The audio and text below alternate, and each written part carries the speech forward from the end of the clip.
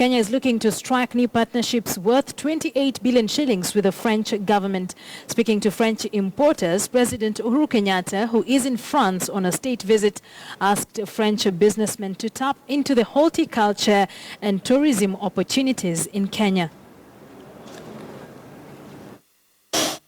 President Uhuru Kenyatta has been championing an aggressive campaign to boost international trade, with the volume of exports from Kenya not measuring up to what we import from our trading partners. How are you?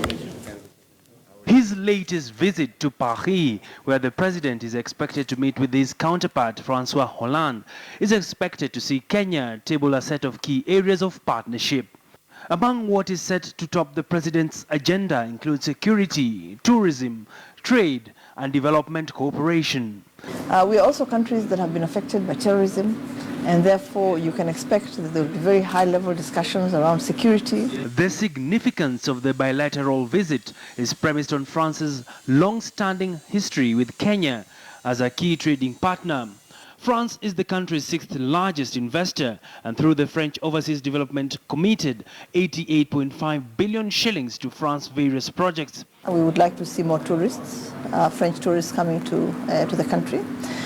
We are going to be signing about 7 agreements, right, which is a large number of agreements to sign at one visit. We would also like to see more and more French people buying Kenyan products. And the one area where I think we can close the gap of imbalance between our trade between our two countries is in the horticultural, floriculture, the agricultural sector of which you are a key player. Another key area of focus that could pop up in the visit is the issue of construction of the 400 billion shilling oil pipeline. Observers say the outcomes of the visit will redefine Kenya as a key trading partner with France.